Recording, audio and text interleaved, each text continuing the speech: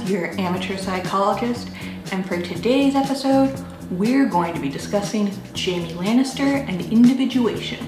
Now, just to be clear, we're talking about developmental individuation rather than Carl Jung's individuation. Individuation is the psychological process of going from a dependent child to an independent adult. You go from blindly believing everything that your caregiver tells you to having your own thoughts and opinions.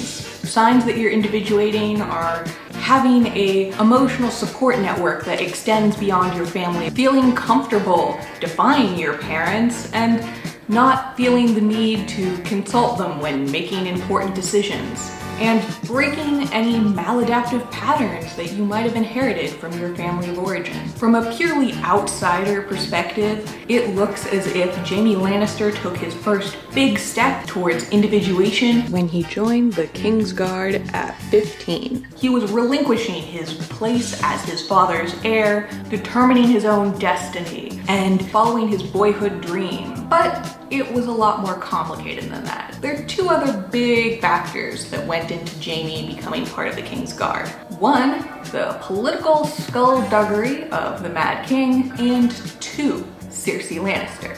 We're not going to go into all the political intrigue because Jaime had no idea that any of that was going on. Jaime had just become a knight and was on his way to Casterly Rock when he decided to stop by King's Landing and see his twin sister for the first time in several years. Cersei informed him that their father was planning on marrying him off to Lysa Tully.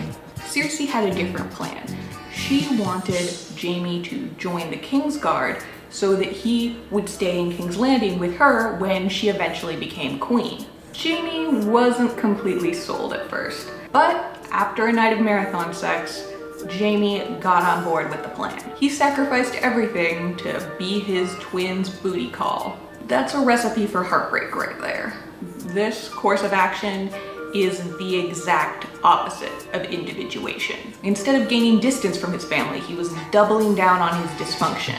Now, I'm definitely not saying that everything would have been hunky-dory if Jaime had gone with Tywin's plan. He would have had to deal with Tywin being a helicopter parent and micromanaging the bejesus out of him. He would also have a blushing bride who was completely in love with a megalomaniac for some reason. But at least in that timeline, he would have an opportunity to get over his toxic relationship with Cersei. Now, normally when we talk about individuation, the focus is on the relationship between parent and child. That's because this is the relationship that undergoes the most drastic changes. But the whole incest thing really throws a wrench into that. His big act of rebellion is choosing his twin over his father.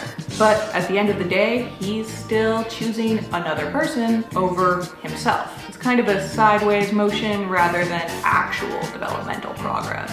This scenario causes the perfect storm that leads to him developing a codependent relationship with Cersei, which I will cover in another video. In conclusion, Jaime Lannister's inability to individuate has delayed his emotional and psychological development. Unfortunately, that's all the time we have for today. If you liked this video, click the thumbs up button down below. And if you didn't, share it with one of your enemies. I'm Alexandra Adams, your amateur psychologist, and I'll be seeing you soon.